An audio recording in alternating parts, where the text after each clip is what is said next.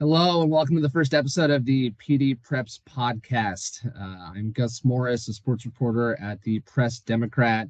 I'm joined today by my colleague and co-host, Keenan O'Doherty. Thank you all for joining us today to our first episode of the PDPreps podcast. I think I just mentioned that, but yeah, this is something that we'll be trying to be doing I think periodically throughout this season. Now that we kind of have more of a full staff here at the Press Democrat. But yeah, so I guess kind of before we kind of get into the topic for our first episode, tell you a little bit more about kind of what we hope to cover in this podcast throughout the fall and this upcoming school year. So the idea, is really to kind of have this to enhance, expand upon the already existing coverage that we're going to have of all the local high schools here in Sonoma County, in the North Bay. Breaking down the sports scene, for I think it's the 16 high schools that we're going to be focusing on for our football season, all through Santa Rosa, Petaluma, up to Cloverdale, Ukiah, all those. And then, yeah, once we kind of get into more of the sports, like, volleyball season, I know has just begun. We have cross country season coming up pretty soon. Yeah, I think we'll probably be trying to expand a little more on that. But yeah, for our first episode today, we're taking a look at our top 5 preseason football teams here in Sonoma County. We just released our top 5, our preseason top 5 rankings on pressdemocrat.com /sports/PDPreps. So we'll be breaking that down today. We have season openers coming up on Friday. A bunch of teams are on the road, but we'll be covering a bunch, some of the local games going on, here in the county. Yeah, but so, that'll be the topic for our first episode. But in the future, again, I imagine this kind of discussing stories that, Keenan and I have written, kind of going more in depth, maybe, behind the scenes of some of the stories that we've, some of the reporting that we did, some things that maybe didn't make the story, looking at maybe big games, when playoffs come around, maybe giving our thoughts after big games, rivalry games, something like that. And then at some point, I would imagine we're probably going to have some guests on. So, it's kind of all a work in progress, but, we're going to try some things, experiment some things. Yeah, and just kind of see how it goes. So, I don't necessarily, I think I mentioned this too, but I don't know what exactly our upload schedule will be, but we're going to try to probably have, several more of these. I don't think this is going to be a one and done occasion here. So, but yeah, just stay tuned. Yeah, we'll probably have more of these coming along down the pipe. So, anyway, before we kind of get into our preseason top 5 discussion, Keenan, anything you want to say to the people? Yeah, I mean it's pretty exciting that we're doing this. I think this brings another element to our already extensive coverage that we do at the Press Democrat, and I think this is kind of a good building block, if you say, for just the rankings in general. And obviously it's going to be interesting how the rankings unfold throughout the season. Could give some teams a little motivation week to week, seeing themselves maybe in or out of the rankings. I mean, you never really know. But I think when we were doing these rankings, I think there was a clear cut 1 and 2, Gus, and you can go more in depth. But obviously our first team on the list there is Rancho Cotati.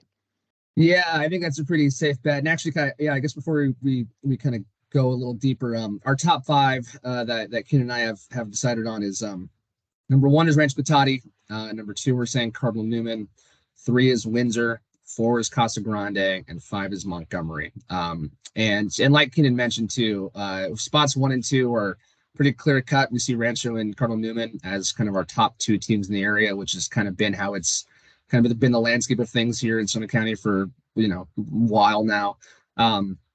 But same thing, talking to coaches, that's kind of exactly where they see it as well, is that the NBL Oak this year is for sure going to run through Rancho Cotati and Cardinal Newman. Yeah, so I guess we'll kind of jump right into things.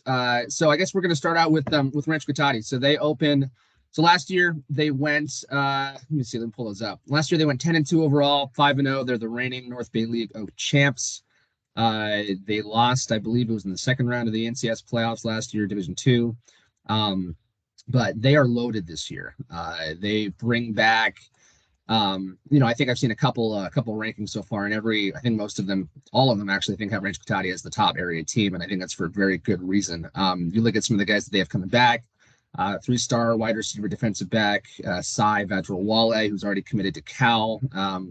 You have a guy like Liam Keeney, who was the reigning NBL Offensive Player of the Year last year. You have another three-star wide receiver defensive back in Ananias, nice Walker, I believe. Yeah, I think it's a nice Walker. And guys like Malik Cleveland, who's a UC Davis commit. Jacob Pruitt, who's the fastest 100 and 200 meter sprinter in the entire county. And then a couple other really good skill guys like Potu Hale and Abel Cavillo. I hope I'm not. Again, apologies for any names I'm messing up here. So, but yeah, Keenan, we actually saw them play over at St. Vincent 7-on-7 camp, and I know that was your first kind of impression of them. And I had seen them, play all last year and how good they were last year. But I don't know, what did you think about some of the talent that you saw, from them this year? Man, I think, I just thought they're super fluid, especially on the offensive side of the ball. I mean, these guys have been playing together for a couple of years now, and they kind of know where to be and where they're at. And I know Garrick is kind of put them through their paces, especially over the last year when they took that oak crown and going into the playoffs. But yeah, it's to be honest, it's going to be hard to stop that offense. That offense is just is incredibly well built. It's like a well-oiled machine, if you will. Yeah. So defensive coordinators and defenses around the league, both in the Oak and Redwood, are definitely going to have their hands full. I honestly think Liam Keeney is due for a little bit of a breakout year. He was throwing the ball really well in the 7-on-7s. He was finding those tight spots, finding those tight corners, especially throwing outside the numbers. Granted, he does have all the talent in the world around him, but I feel like he's definitely a huge cog in that machine and a big key to that success. Yeah, I definitely see Liam. Again, it's funny to say he's gonna have a breakout year after being the offensive player of the year last year. But I do think, again, with the weapons that he has around him too, it's I definitely see bigger numbers for sure in his future this year. A few other things on Rancho, and then we'll move on to Cardinal Newman. But like Keenan was saying, just a dynamic offense, just insane weapons on the outside. Just crazy athletes too. They are losing the one of the co-backs of the year, in Ryan Kane, who I think is playing at the University of Redlands now. But Potu Hale, who I think I mentioned earlier, he's going to be a junior. He was part of that. He was also one of the top sprinters for Rancho Cotati's 100, 200, and 4x100 teams. Really, again, shifty, kind of smaller of stature than Ryan Kane was, but just a really good athlete and kind of catch some passes too. So, again, weapons galore for that team. The one thing that I will say when I talked to Gehrig for our preseason previews, again, which you can find at pressdemocrat.com/sports/PDPreps, was they were still looking to fill a few spots in their line, and they graduated quite a few guys in their line. Guys like Malik Cleveland, two-way guy who's going to be a huge factor on both sides. He was the UC Davis commit. He's going to be a major factor for what they do on both sides of the ball. But that was kind of one of the concerns, was looking at where are they going to kind of fill some of the spots, for guys that they graduated last year. So, again, dynamic offense. I think their passing defense is going to be incredible this year. Their defense is usually quite good, but they also lost a few good linebackers last year too. So running defense might be a bit of a work in progress. So we'll see, and kind of how the line works out. But they're so well coached and they have so many guys that I think they're going to be fine. And I think that's, Rancho is a clear-cut number one, I think, in this area. So any last thoughts on Rancho before we go move on to Newman, Keenan? No, and that was going to be my transition. Obviously Rancho was coming off that league title season, but if anyone can give him a real challenge, it's Newman. Newman hasn't really lost any confidence from last year, and why should they? They went 8-4, and they still made the NCS championship game where obviously they got blown out because their star Santiago Acevedo was hurt. But with Newman, I think their key that could really put up a fight against Rancho is their defense, and their defense is pretty strong. Yeah, so you were at their media day, and we'll get to that too in a second. So I think that was your first time kind of seeing the team and meeting second-year head coach Richard Sanchez. But but yeah, I guess expanding a bit more on that. Newman was kind of put in a weird spot last year where Richard Sanchez came in, I believe it was like late June. He had a very short offseason with that team. He told me he was still like getting to know his players' names, when practices started last year. So, and then to do that, they kind of had a few stumbles early on. They had a really tough schedule, kind of a newer team. Some weird positions. Like I think they ran Acevedo, when he got hurt for the Marin Catholic game. I mean, he was their workhorse. He was running like 85, 90, 95 of their running plays were like running through Santino. So this year they're going to have some more running back depth. So he's not going to probably, get as much run, but it's probably for the better. But yeah, they return a ton of guys from last year. I mean, we mentioned Santino, who was the co-player of the year in the NBL Oak last year with Saivet Rawale. Guys like Santiago Adon, who is just I saw him at practice a few weeks ago, and he's just a huge just tight end physical specimen. He's going to be a real threat in the passing game. They definitely improved at quarterback this year. They're going to have Matthew Heldon, who's going to be a junior, Big Ben-esque type body, 6'5", 270. Huge dude. But yeah, he's definitely I'd probably say an improvement from the quarterback situation probably last year. And again, we'll kind of see how that shakes out, I think, in these first few games, because he has some weapons, but they might be more of a run-heavy team. And I think kind of like you were mentioning too, Keenan, their defense is going to be their calling card. I mean, if even last year, again, when they went 8-4 and they had, a shortened off season, they were throwing things together on the fly. They still gave, Rancho Cotati all they could handle. I mean, I think it was a 1-point win, and it was like down to the wire. So, I see Newman as definitely being much improved this year. Now, I don't necessarily know if they have the athletes that Rancho Cotati does, and if they can keep up on offense. But again, if there's a defense that can hang or can maybe slow them down, it will be Newman. And so Newman opens up. I believe they open up on the road. I think they're at San Leandro. I think they're even on the month for the first. They're on the road for the first month of the season too. So it's going to be road warriors by the time they come back. But I think that'll probably benefit them in the long run. But yeah, Keenan, you were also at their media day. I think it was last Friday. I don't know any takeaways, any notes from that you saw. Yeah, I mean, going back to Hilden real fast. I think that the key with him is obviously he's sliding back over into the QB position from he was on the line the past couple of years, but he did play quarterback his freshman year. So I think although he does have that experience, we'll see if there's any kind of rust sliding back into that quarterback position for him. I'm not saying he can't do it by any stretch of the imagination, but we'll kind of see within the first couple games. Obviously, they're away, so it's a different atmosphere. Whether that rust is there or whether he just kind of slides back in and does what he does. I think the thing with Cardinal is with the Cardinals is the fact that although they have a small senior class, it's a well-built senior class, and they can and they can really do some damage. I mean, it's going to be interesting to see how they play out throughout those first couple, like 3, 4, 5 games on the road. I know they have to go to Vacaville, they got to go to De Anza, they got to go to San Leandro, like you said. They have a tough preseason schedule, and I think their first home game is against St. Mary's from Stockton, which is a notorious small school powerhouse. Exactly. So I mean, the Cardinals season is going to be very telling from that first week on. How they handle the away pressure. But then again, they do have a good league slate at home this year too. So that's also something worth noting as well.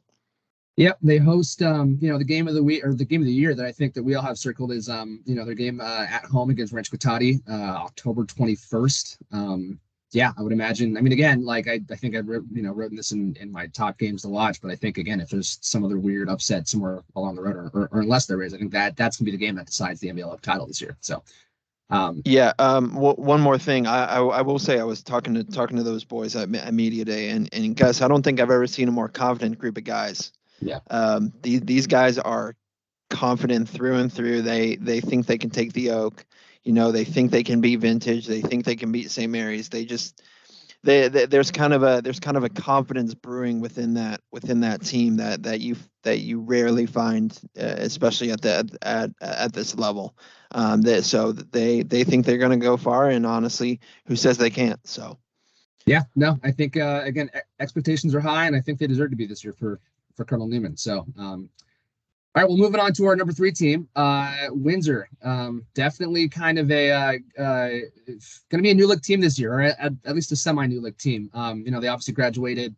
They're top. Their quarterback Chase Vmeyer, their top running back Damian Escarcega, their top wide receiver Mekhi Johnson, and their head coach Paul Cronin is also no longer at the helm. So yeah, I mean it's going to be an interesting year, but I definitely. Again, watching Windsor play at 7-on-7 and seeing kind of the guys that they have come back, and even though they have a first year head coach and Dean Sexton, I think there's a lot of continuity there.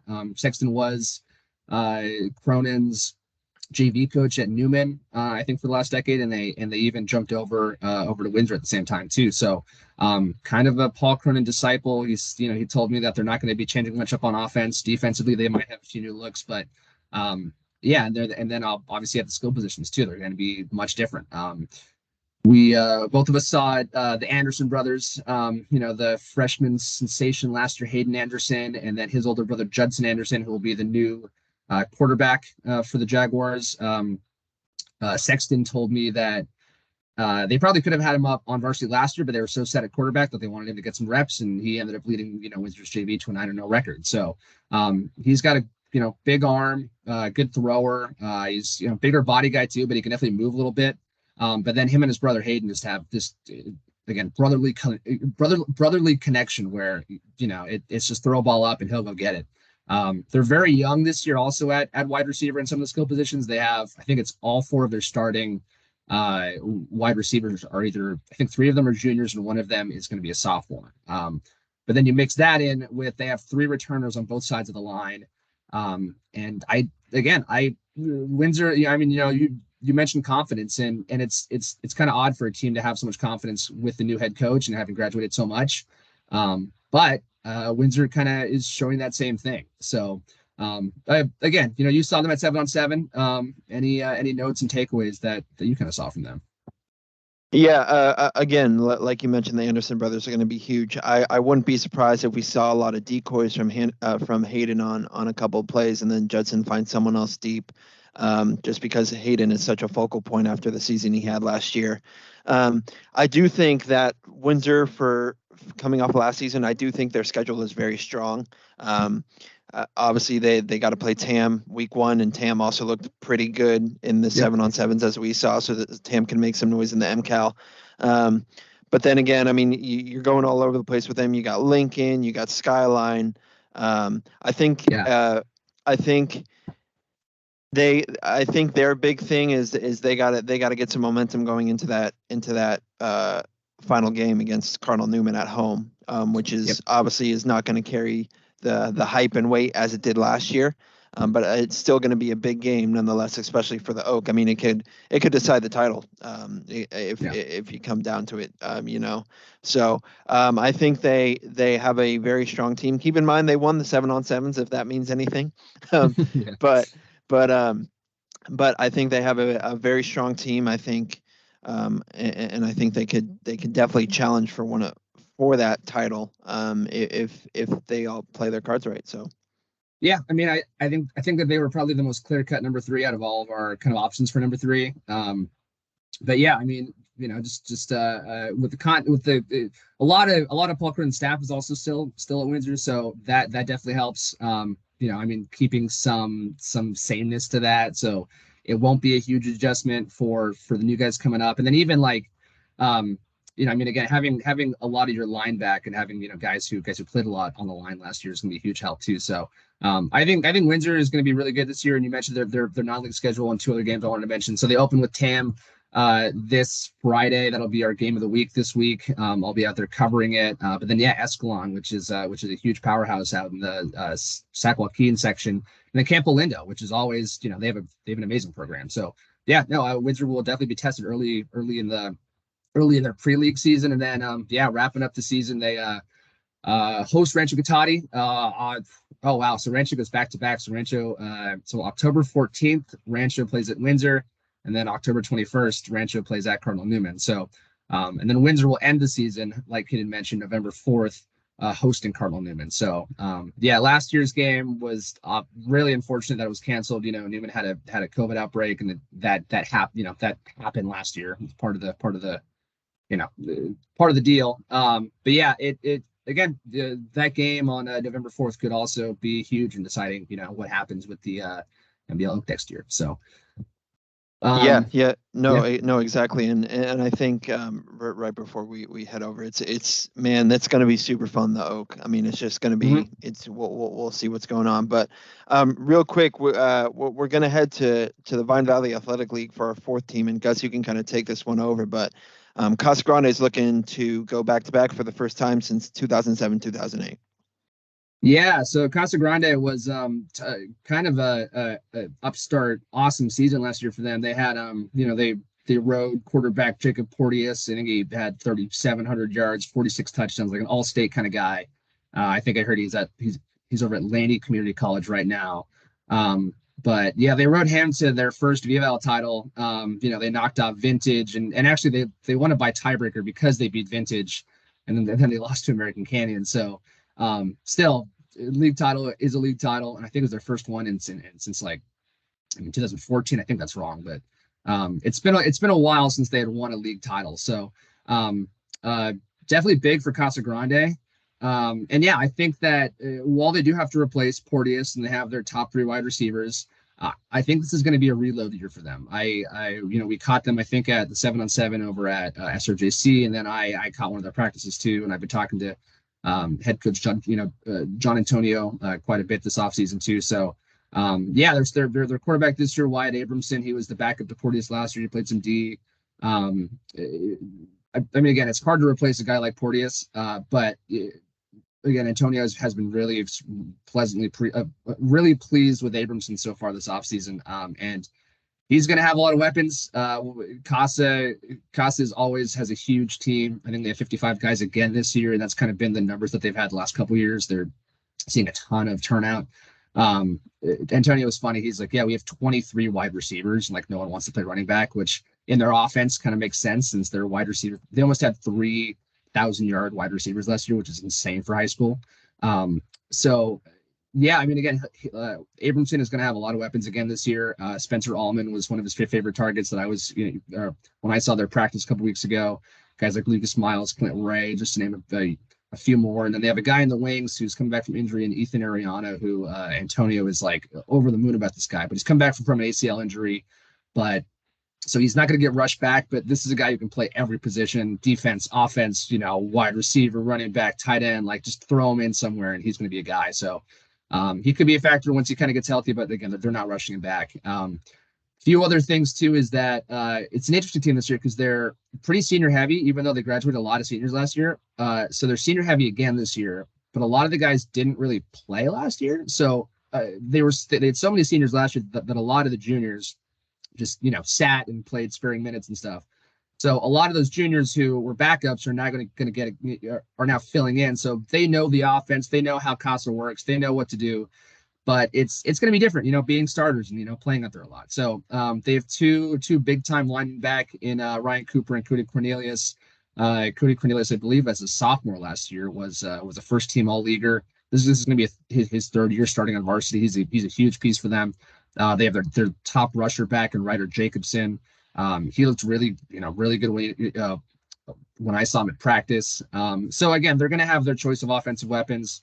The VVAL, I'm not quite sure what to make of the VVAL this year. I know Vintage missed the playoffs last year. They had a down year by their standards. And I don't quite necessarily know what they're looking like this year. I mean, they're always a good team. That's one of those programs that just continues to reload and continues to reload. So they'll obviously be in the mix again this year. Petaluma seems to have taken a step forward. American Canyon, people are high on them. So I don't necessarily. So I think the VVAL once again will be a very good race. I mean, last year we saw 3 awesome races last year. I mean, NBL Redwood, NBL Oak, VVAL were all decided, I think, by like one or two games, if that, like one game, I think most of them. So, or even a tiebreaker for a few of those. So, I think something similar will happen again this year. The one thing that I wanted to point out too from them is that their defense was not very good last year. They averaged about 30. They gave up about 30 points a game last year, which not exactly what you want to see out of your defense. But and I heard that this year they have a lot of returners, or a lot of starters will be juniors this year. So it'll be interesting to kind of see how that shakes out too. So um, if Casa can put up the kind of numbers that they put up last year with Porteous, with Abramson and guys like Jacobson and Allman, they should be in the mix again too. But if their defense is kind of what it was last year, it could be a tougher road. So it'll be interesting to kind of see what Casa is this year. But I think that they kind of factor in it forward just because again, huge team. They have a lot of guys back from last year's team who maybe didn't play, but again, they know the system, they know what they have to do.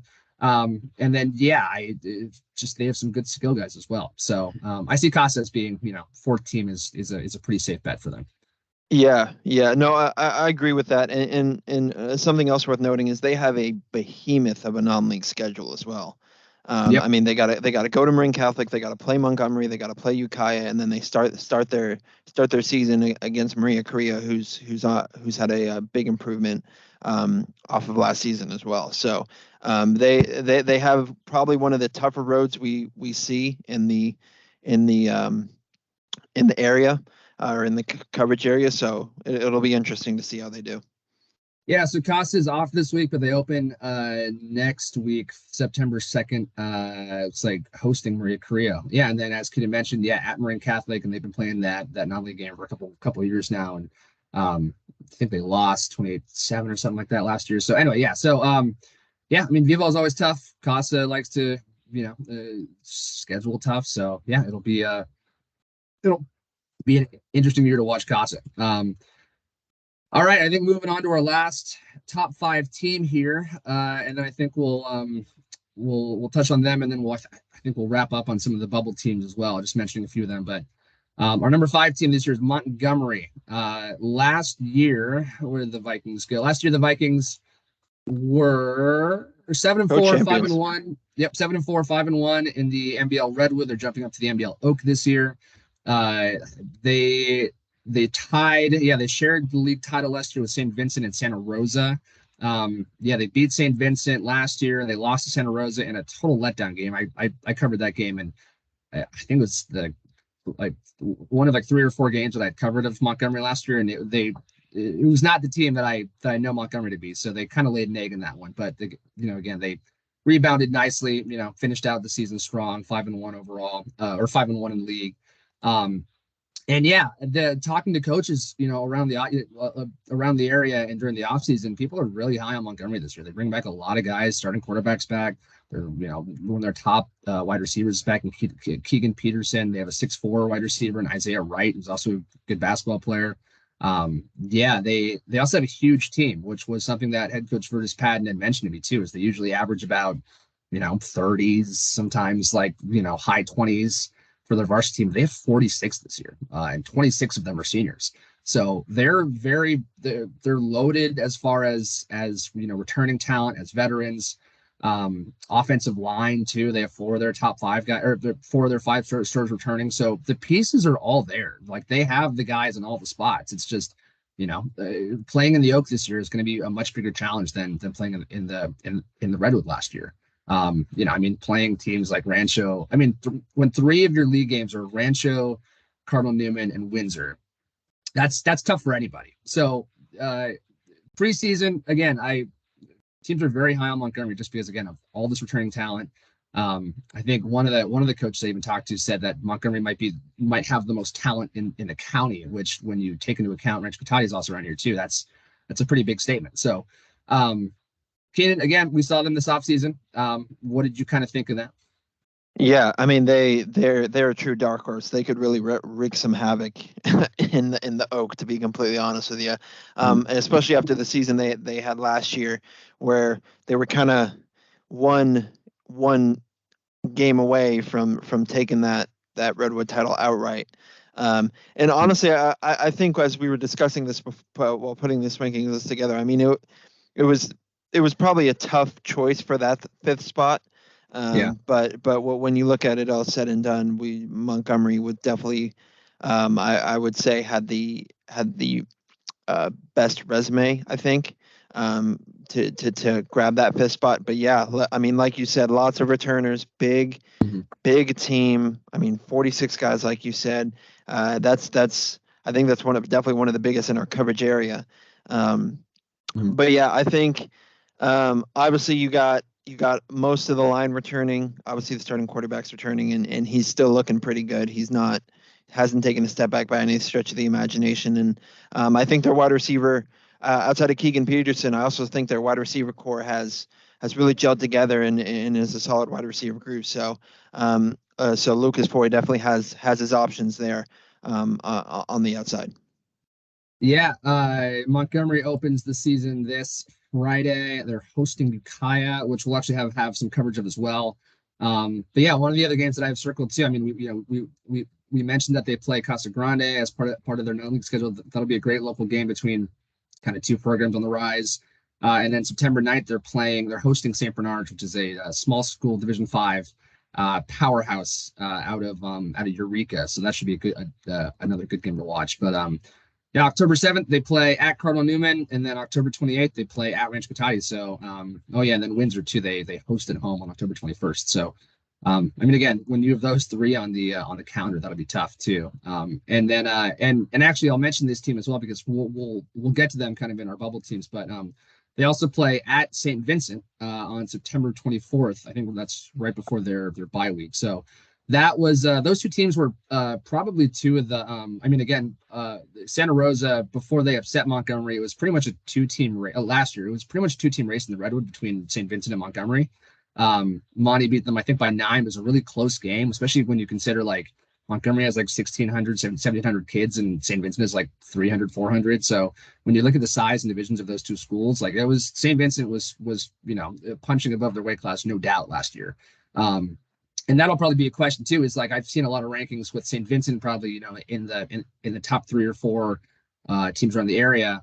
I think St. Vincent is going to have an awesome season. I think they're going to be really good. I think they're going to have a really good chance at repeating as NCS Division 7 champs. I think they're going to have a really good chance of going back to a state game. I just don't know if they're going to be as good as last year. I mean, they were so good last year. I mean, they had got Dante and Kai, guys like Cam Vaughn, who again a lot of these guys are back too.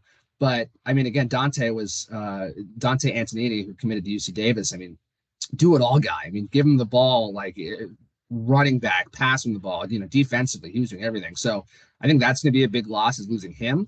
Now, again, I think they're going to be really good, but I think that Montgomery is also going to be really good. And I think they're going to be improved too from last year. So that's kind of our rationale for why we have Montgomery over St. Vincent in there.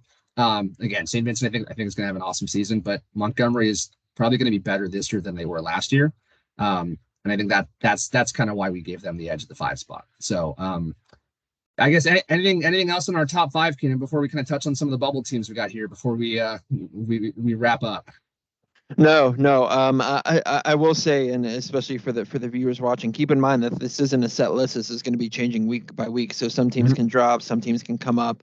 That this isn't a set thing by any stretch of the imagination. This is kind of something that changes as the season goes on. So maybe there's a St. Vincent that could bump up into the top 5 if Monty loses, or Casa loses, or even Petaluma can bump up. You never know. It's kind of a wild open race for both. For a lot of our area teams this year, so it'll be interesting to see how these unfold. Yep, no doubt. Yeah, so kind of our bubble teams right now. We have St. Vincent in there. We have Petaluma, who also looks to be kind of taking a step up, and they have a lot of guys back, and I think they should have a good season and could be in the mix in the VVAL. Ukiah, who you checked out, Keenan. They're again another confident team. They dropped down into the Redwood this year. I think they'll be in the hunt for the Redwood title. And then Annalee too. Annalee returns a lot of guys, and they had a weird year last year where they had the whole school consolidation thing, and guys were still coming together when the season started. And their head coaches too were also very high on kind of their potential for taking a step forward this year as well. So again, don't be surprised if any of those teams break into our top 5 at some point this year. It is it's going to be. I think that the races we got last year, we were kind of spoiled where everything kind of came down to like one game. And I think that we could see something like that again this year. I think the NBL Oak is kind of in shape for a really competitive race between, Rancho and Newman, and then Windsor could be in the mix and Montgomery could be in the mix. NBL Redwood, I think St. Vincent, probably might be the favorite there, but then Ukiah could be pretty good. And I know Maria Carrillo is looking to take a step forward this year, and they feel good about their guys.